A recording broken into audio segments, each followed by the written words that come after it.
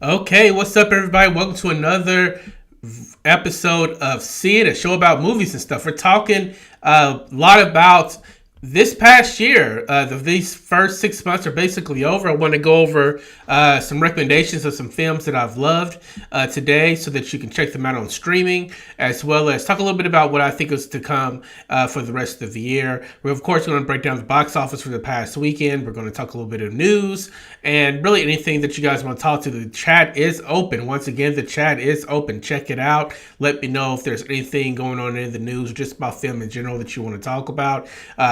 I'm excited to get started. I'm going solo today, which is fine by me. We'll continue to have guests, but since this was a personal list, I wanted to kind of spend a little bit of time with you guys on my own. But this is episode 20, a benchmark for me. 20 of these in the books. I'm hoping to get to 200 and 2,000, but for right now, we're just just going to keep trucking along the way that we do it. So thank you, Cinephiles, for continuing to support me, for allowing me to continue to do this. The View with the Drew. Everybody, what's up? What's up, Drew? Let's get started with the news. First, starting with the box office. The box office had a really big downturn this weekend. There was some stuff that really underperformed, and it has everybody scratching their heads. It has everybody getting nervous again. Oh my goodness! I thought that the movies were back, the theaters were back. What are we going to do about this? I'm not freaking out about it because of the properties that were supposed to hold up this week. Let's go through it real quick. Spider-Man Across the Spider-Verse retook the throne. It was gone from the number one spot for a week. I think it dropped all the way down to number 2 and number 3 last week, but it's back at number 1 over Elemental and The Flash, which are this is their second week running. Elemental and The Flash specifically is why everybody's freaking out. Elemental, Pixar, the Juggernaut, nobody can beat them, and now they get beat all the time. And is that something to say about this movie? No, the movie's fine. The movie's serviceable. The movie's good, actually. I think I gave it 4 stars on my website on my rating for Elemental. I think it's a pretty decent, run-of-the-mill, middle-of-the-pack Pixar film, but middle-of-the-pack for Pixar is better than a lot of other studios' work. So the story is about a first generation immigrant who's trying to impress her parents, her father specifically, live up to her standards, but also find her place in the world. Something that we've seen before, but something I think is really done really well with these elements, if you will. But, I don't think anybody was really excited. Spider-Man retaking the throne and making just a little bit more than Elemental, once again proves to me that the new animation styles that are out there, the different type of storytelling, I think people are just a little, I don't want to say that they don't appreciate the views of, they don't appreciate Pixar, but I think Pixar just get over them. There's just too many people who are out here innovating in the space for them to just keep on doing the same old. Of course, the movies continue to look better and better, but it all still looks like it's just a updated version of Toy Story, right? It all looks the same. And, when you have films like that, you have to be able to have some sort of distinction. Wall-E and Ratatouille, everything looks the same. It's similar to like the Disney Renaissance, I feel like, in the 90s. They kept outside of Hercules, things pretty much look the same in those films too, just different color palettes, but the animation style, animation arts are the same. They need to find a way to innovate their look. Ruby Gillman Teenage Kraken comes out this week, and I think it's going to, that's produced by Universal.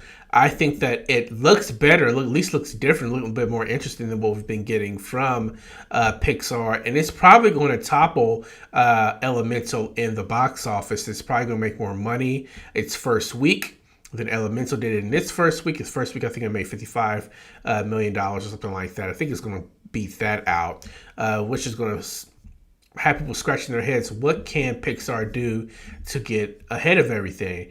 It was already a really big It was a really poor decision to put turning red just straight to streaming instead of putting that into the theaters, because that's actually the best film that they've had in quite some time, and you couldn't even see it in the theaters, right? So how are they going to correct this? I don't know. The Flash continues to bomb. It's at 15 million. I think it was at 60 million last week or 55 million last week as well. Underperformed first week, definitely have underperformed this week with there being no real full releases out there to compete. Nobody went and saw The Flash, and people are having all of these conniption fits about it, but we should have knew nobody was going to see The Flash because Ezra Miller has such a terrible reputation, deservedly so. I know that he's apologized and all those things, but if people don't want to see a person who's endangered people and have treated people like crap and has done all these illegal things, so they don't have to go see it. And casual fans who are not into the lore of the Crisis on Infinite Earths or the Flashpoint Paradox and don't understand all these references that they see in the trailers and all those types of things, I actually don't think that they care, especially given that we know that this Flash and this story isn't going anywhere. I kind of felt like after leaving The Flash, a bit how I felt after watching Zack Snyder's Justice League. Yeah, it looks okay, but what was the point of this? Why set up all these Easter eggs and all of these additional stories, and that we're never going to return to it? Why do that? I just don't understand it. But they put it out there. They wouldn't put the Batgirl movie out there, but they put this out there, and it's just going to underperform. It's not going to make the money back that it needs to, and probably inside conversations within DC Warner Brothers, I think they probably knew that going into it.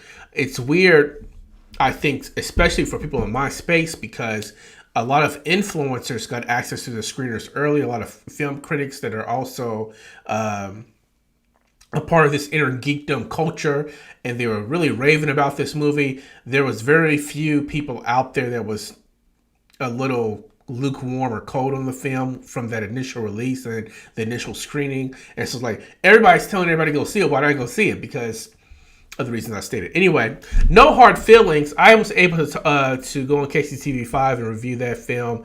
It's a very it's a raunchy comedy, if you want to call it that. It's definitely adult comedy, sex comedy, but it has a lot of heart. It reminds me a lot of John Hughes films. In my review on KCTV5, I talked about how the characters remind me a lot of Steve Martin and John Candy in Plane, Trains, and Automobiles, in terms of these diametrically opposed characters that you grow to really invest in, and then investing of those characters individually as well as their relationship is what makes the comedy work. It's not comedy for comedy's sake. It does the hard work of setting a foundation of trust that these characters are going to go through an arc that is something that is meaningful, that makes the comedy more enjoyable. So I thought No Hard Feelings was great. I want to see Jennifer Lawrence in more comedies like this, just more comedies in general. This second wave of her career, she's already pretty much done it all at this point, but which is crazy to say since she's 32. But she's won all the awards. She's the highest paid actress in the world for a couple of years in the mid teens, 2000 teens. So yeah, continues to do what you want, and I think what she does works. Transformers continues to hold steady at number 5. I thought Transformers would actually drop off by now, but they haven't. That's pretty cool. We have The Little Mermaid holding strong. Once again, will Little Mermaid drop even farther because of Ruby Gillman coming out this weekend? I'm not sure. Guardians of the Galaxy still at number 8. So happy to see the blackening of the top 9. And top 10, I'm sorry, at the number 9 spot. It's a movie I'm going to talk about a little bit later. And The Boogeyman rounds up our top 10. Oh, I skipped over Asteroid City. Asteroid City jumped from 10 to 6, but that's because this is its first week that was in wide release so everybody can see it. So such a huge jump shouldn't be too surprising given that it's Wes Anderson in the context that it had a limited release to start off with.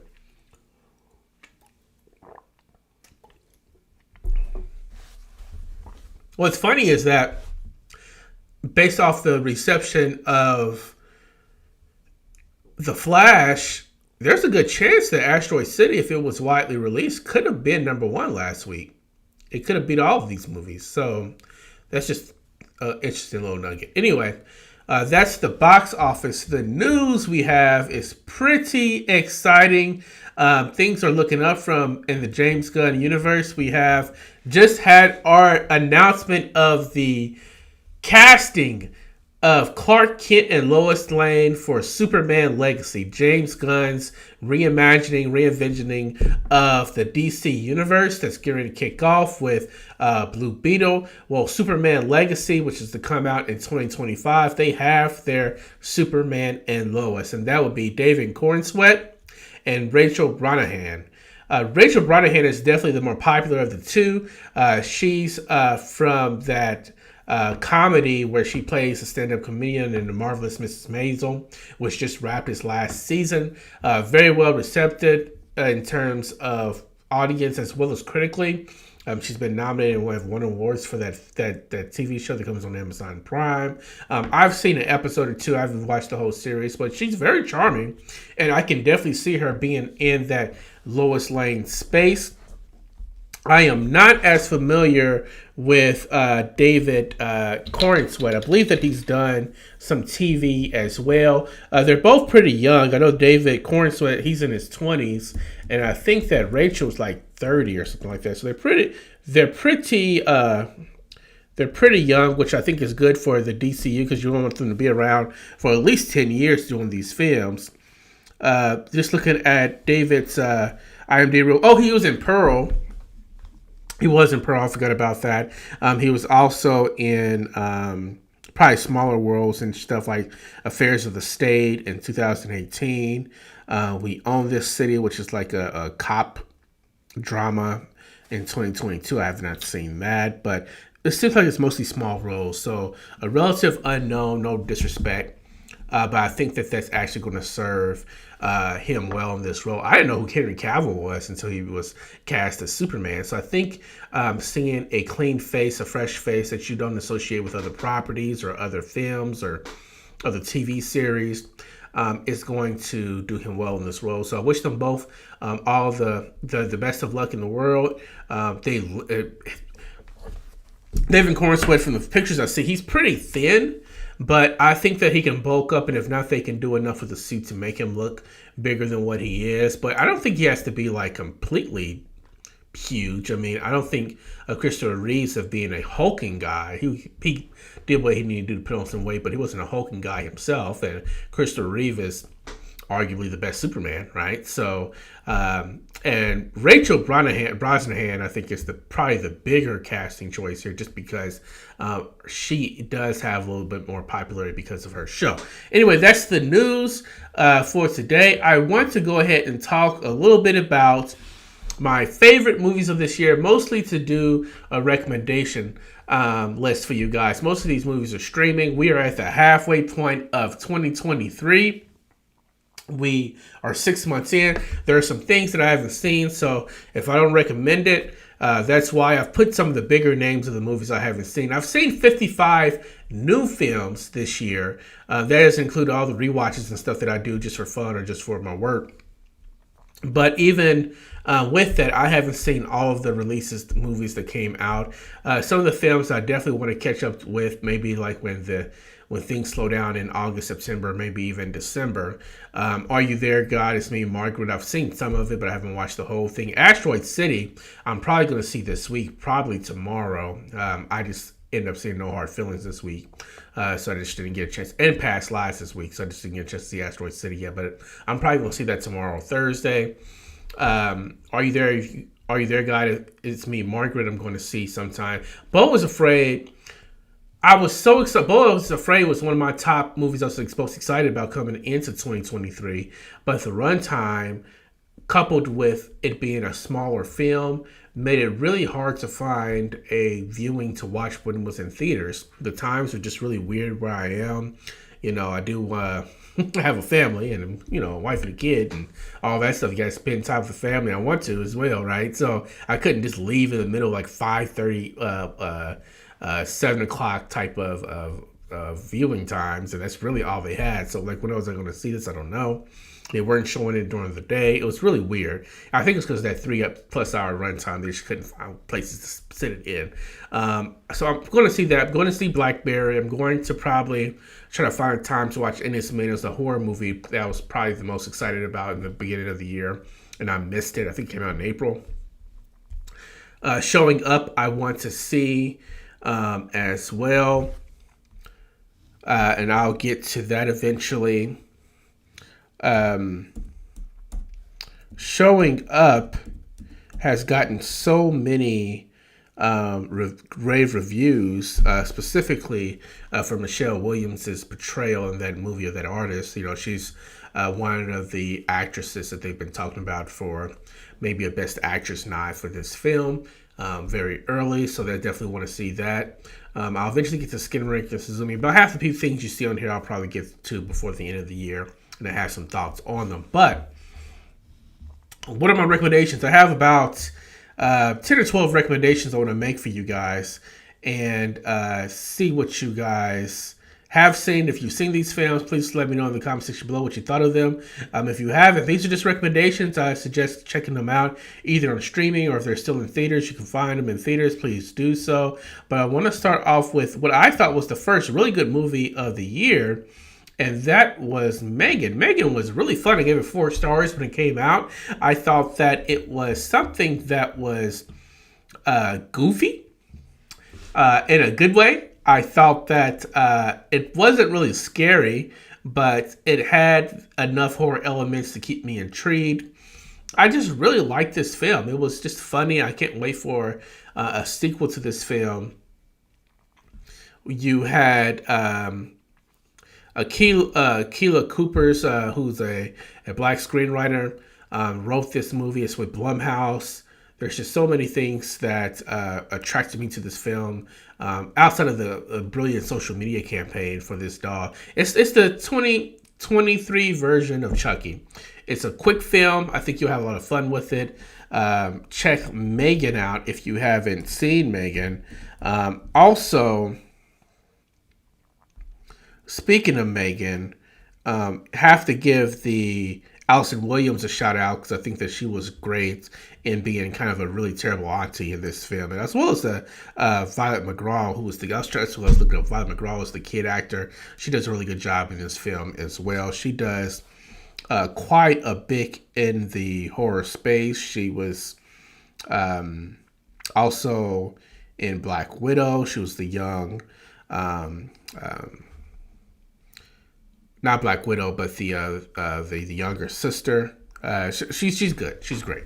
So check out Megan. Megan is my first film of and these are not ranked. I'm going to put my ratings for each of these films on the screen so you can see what I thought about them. I'm just going sort of like in chronological order in terms of when the films came out. The next film I thought that was pretty good was Infinity Pool, Brandon Cronenberg's Infinity Pool. In fact, it's a movie that's grown on me as we've gone through the years, as I thought about it more. I probably had initially a little bit lower than 4 stars, but I think it's a 4-star film. Mia Goth is excellent in this film. Alexander Skarsgård is excellent. Brandon Cronenberg, of course, the son of the heralded David Cronenberg, The Fly, and so many other kind of body horror movies. He's definitely walking in the footsteps of his father, but he has his own kind of spin on how he does these films as well. There are some existential questions that you ask about yourself. I think this is actually a better outing from the Cronenbergs than last year's Crimes of the Future, which David Cronenberg directed and wrote and writ. I think that this is a pretty decent movie. So there's a lot of depravity in this film, so if that's something that you're not into, there's some pretty weird body horror scenes. It's not like a Saw type of body horror. I think it's a lot smarter than that. I'm usually not a body horror fan, but they tend to do it much better than what you see in a lot of like the Saw and what came after Saw, the Hostels of the world, if you will, is a lot smarter than that. So check out Infinity Pool. Creed 3. The directorial debut of Michael B. Jordan. You got Tessa Thompson, Jonathan Majors, uh, and it is a film that really took me by surprise in terms of its uniqueness within the Rocky universe. There's no Rocky in this film. I don't think there's even a mention of him. There's like a wink and a nod, but it's not a verbal mention of him in the film for various reasons. Sylvester Stallone wasn't involved in the making of this film because he was in a fight with the producer over the rights of the Rocky franchise and has been bad mouthing the producer pretty hard. Which, while they get sorted out and he can return to the franchise. But I think Michael B. Jordan did a great job in terms of the way that he really focused the story on these scenarios and situations of like the other side of the tracks. I thought a lot about. There was a book that was written by the governor of Maryland, and I can't think of the name. I have the book actually, if I can find it. But basically, it's about like if two of the same people, based off the opportunities that are given to them or the breaks that are cut for them, if they have their paths. Let me look up the name of that book for you.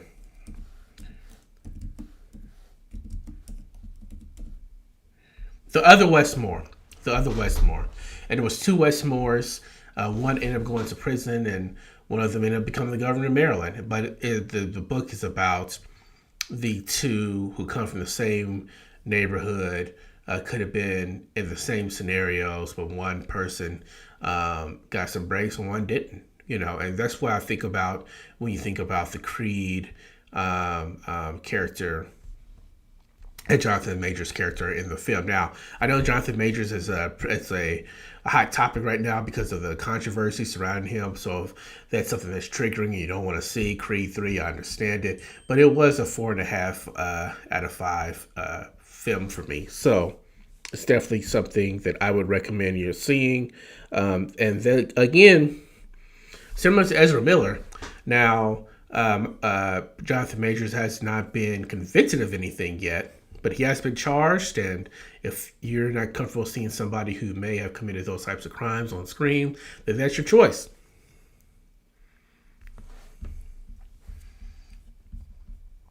My next film is also my first 5-star film of the year. 1001. 1001, critically acclaimed before it even came out. It won the prize at that first film festival.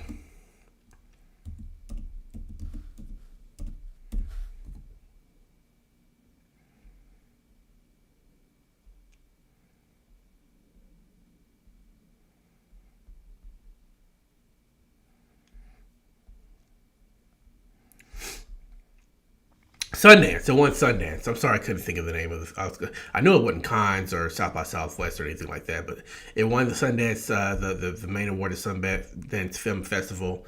Tiana Taylor, I know she's into music production and a bunch of other things right now, but if she wanted to be a leading lady, a leading actor, she could.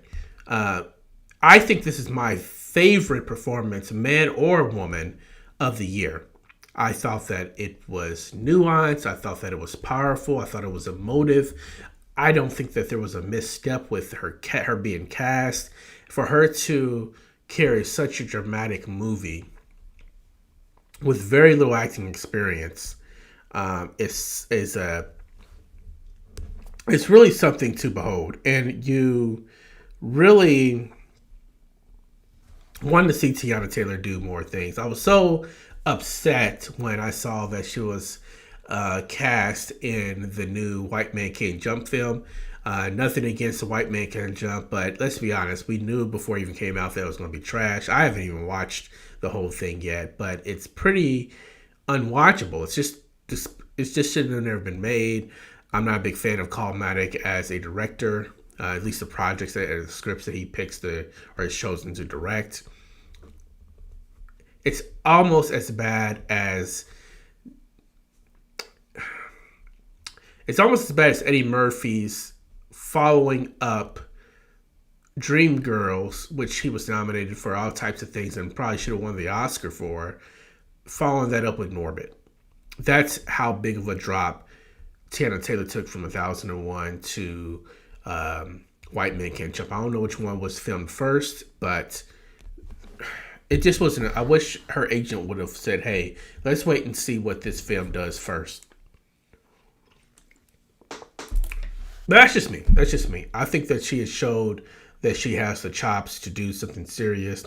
I don't think it was a fluke, and I want to see her in another role, either dramatic role or even an action role, to be honest with you, just based off of how fit she is. She probably can pull that off, too. 1001, my first 5-star film. Definitely check it out. It is available on streaming. If you did not see John Wick Chapter 4 in the theaters, I really feel sad for you because it's really a film I feel like you have to see in the theaters. And I'm hoping that they re-release it come December, January of next year. While I'm sure it's going to be nominated for some visual effect type awards come Oscar season, I would imagine. What they did in this film is really amazing. Thought about it even when I said it. I thought about it afterwards. I think that it's the best action movie of the last 10 years. I really couldn't think of one else. I was going through year after year that innovated the way that John Wick Chapter 4 did in terms of the shots, the action. We have to allow more and more stunt coordinators and stuntmen, stunt women to get behind the directing chair and direct some of these films, because it is amazing. It is really amazing what this film did. It did good numbers, but if you missed it in theaters, but you have a really nice TV, throw it on the biggest screen you got in your house and have a good time with this. D Movie Man's in the chat. He said 1001 was such a pleasant surprise. I hope Tiana doesn't miss out on award consideration. I hope she doesn't either. It was so early. But hey, Everything Everywhere All at Once came out around the same time last year, and it won literally everything it was nominated for last year. 1001, I don't know if it's going to have that type of same traction, but I hope it does. I hope it does, and hope that Tiana Taylor gets a nomination for this. And I can see A.V. Rockwell as the director getting some nominations coming out from this too. I didn't watch the BET Awards. I know the BET Awards had some things in there. I'm hoping that they talked about it a little bit. Let me know in the chat if you saw BT Awards and they talked about 1001 or films in general. I don't know if it was just the music awards, if it was everybody, but yeah, let me know in the chat because I didn't get a chance to see it.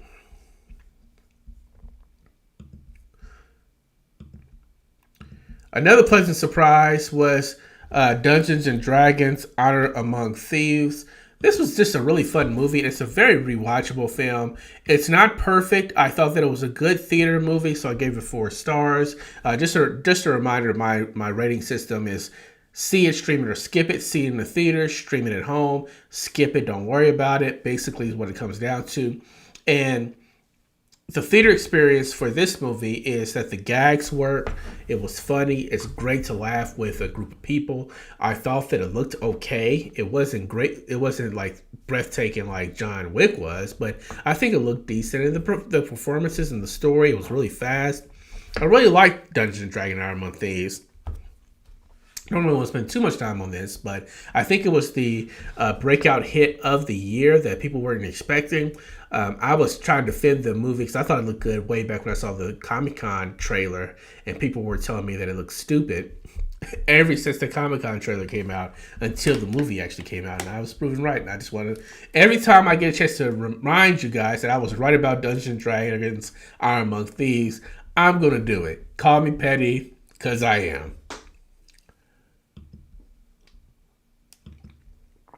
At the halfway mark, I don't think nearly as many people saw this movie as they need to. How to Blow Up a Pipeline.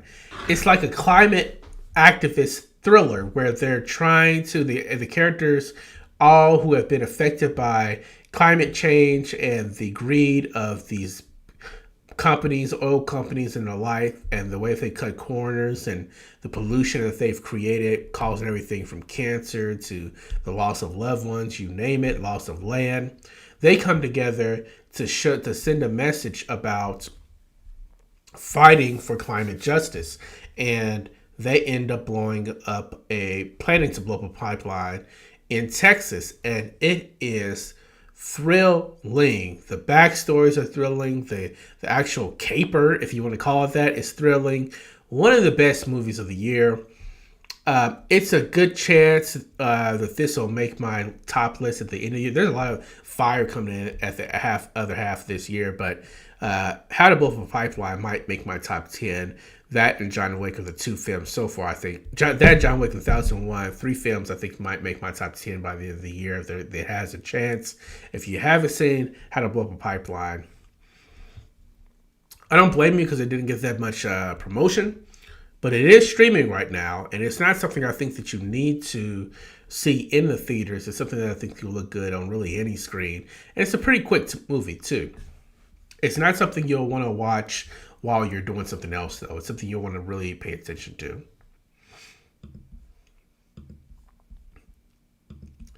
Another movie that was very surprising, not surprising because I was looking forward to it, but a film that I liked a lot was The Polite Society. Polite Society was another 4-star film that came out this year. It was basically a teen and family comedy where you're dealing with this Pakistani culture and arranged marriages, sort of arranged marriages, and the love between two sisters, the love towards yourself and believing in yourself. I just wanted to say that I am the Fury at the end of it. It's just it's just a good time. This is a comedy that I think that is a turn off for fans of comedy because they feel like comedy has gotten too safe. As opposed to like a No Hard Feelings that just came out this past weekend. It's not really pushing many boundaries. It's more kind of like in that same vein of Booksmart a couple of years ago, if I can put any type of corollary with it. I think there's space for both. Everything doesn't have to be super serious or super edgy for it to be enjoyable. I don't think that this movie is wholesome. It's not that, but it's not pushing the envelope. And does that make for boring cinema, boring theater? I don't think so. The character arc is strong. The acting is well. It's even got some action scenes into it. You like the friendship between the high school girls. You like the relationship between the sisters. You like the villain. I mean, there's. You haven't heard me say I didn't like anything yet. I think that it could have, it's not cutting edge in terms of even being like one of these smart kind of like 2023 more politically correct type of comedies, but I think it's pretty good. If you haven't seen it, it is streaming now. Okay. These other films all have came out within the last 6 weeks or so. Guardians of the Galaxy, I've talked about until I'm blue in the face, the best Marvel film since Avengers Endgame, maybe even Avengers Infinity War.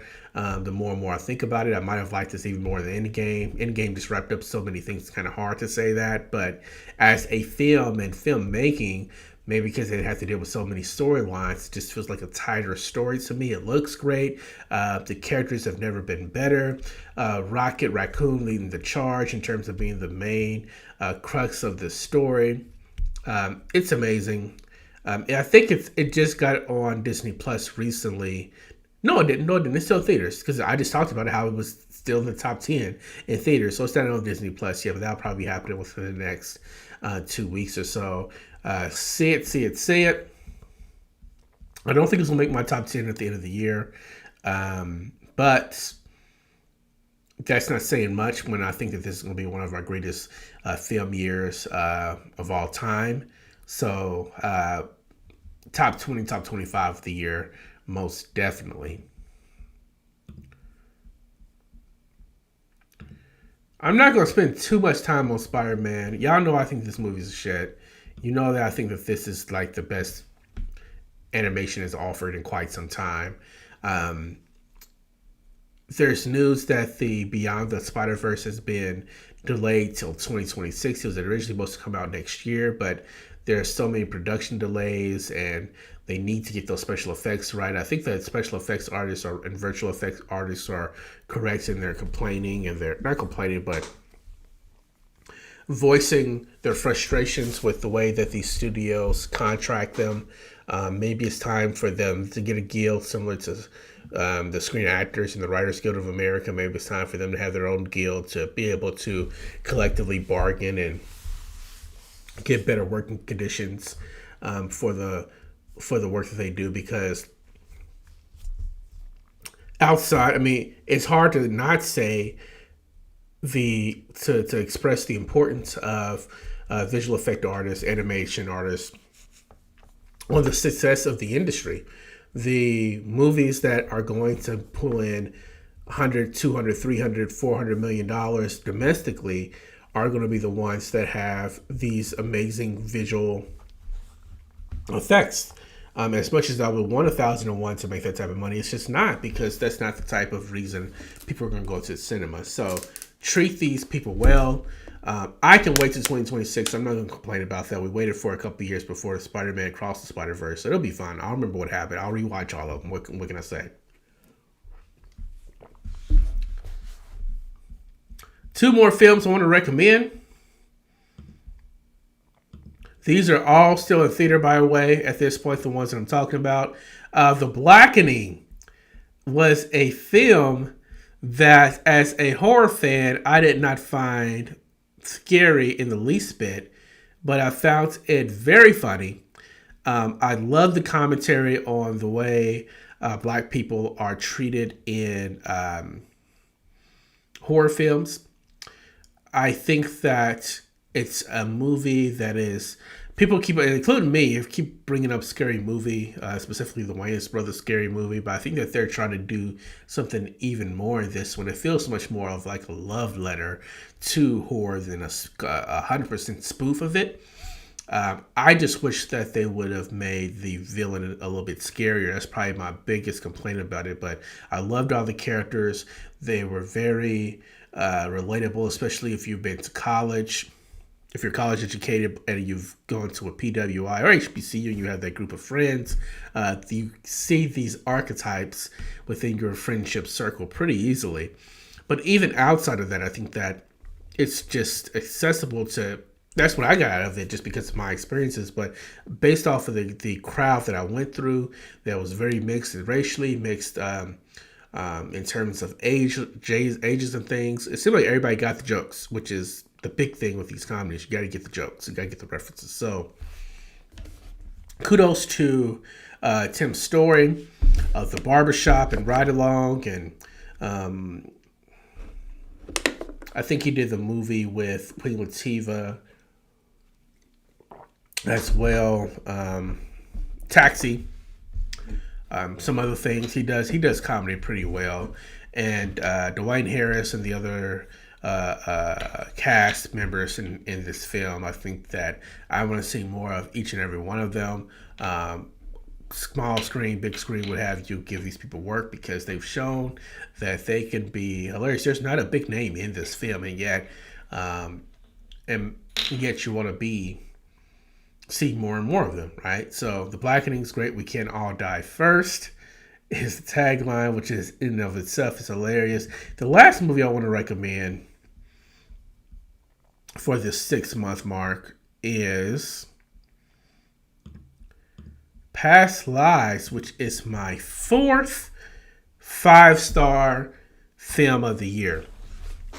When I give a movie 5 stars, it's not saying that it's like the best film in history or going to go down as that. I think it's going to go down as one of the best films of the year. I tend to limit my top 5s or giving my 5-star films to a maximum of 10 a year. That has not happened in quite some time. I think last year, in fact, I can look it up right now. Uh,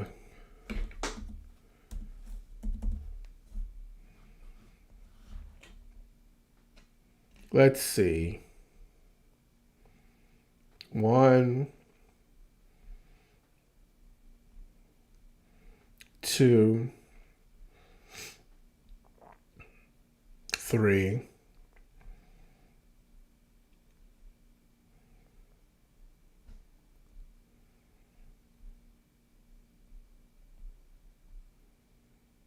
4,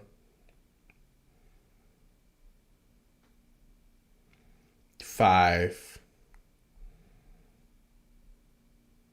6. So I saw 101 films last year, new films last year, and I gave out 6 5s of that 101. There's a lot of 4.5s, which I kind of think of like as the 4.5 films to be films that I think can be nominated for like at least one award when award season comes, and it should be considered one of the best of the year. But 6 out of 101. I'm already at 4 out of 55. That just lets you know how great I think this movie year has been thus far, and the potential for this to be one of the best film years ever. So, anyway, just to wrap it up, going through all the films. Oh, let me talk about Past Lives a little bit. Past Lives is about these childhood friends who end up getting split up at the age of 12 when one of them immigrates to Canada, and their family immigrates to Canada. They end up reaching out to each other again when they're in college, and then reaching out to each other again 10 years later when one of them is married. And it's a tale of what love could have been if their paths have been different, right? It's a romantic drama. It's not a genre I'm not very familiar with or particularly drawn to, but they just did this so well. Greta Lee, Tiana Taylor and Greta Lee are the two performances that I've seen this year that are the strongest. I actually haven't seen a lot from the guys this year. Let me look real quick.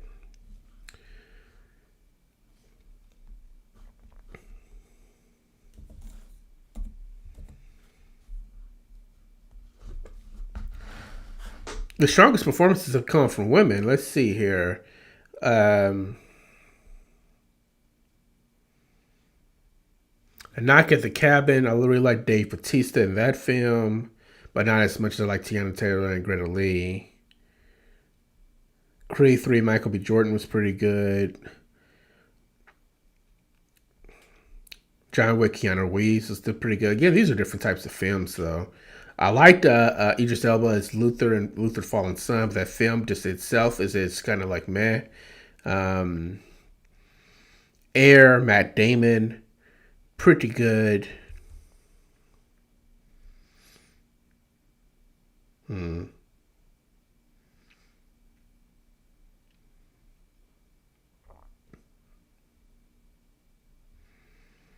Yeah, I haven't really seen amazing performances from the guys like I've seen from Gurley and Tiana Taylor. So shout out for the women for holding down, right? So anyway, Past Lives is in theaters right now. This is its third week out. It's a different type of film, but it's still, I think, a film that is worthy of seeing it in the theaters. I think it gives you a different types of sense of space. It's a very pretty film. Every shot in this film is gorgeous. It's probably the most perfect film I've seen this year in terms of I can't really like pick anything out that was bad about this film. The supporting, the cinematography, the writing, the story progression, the editing.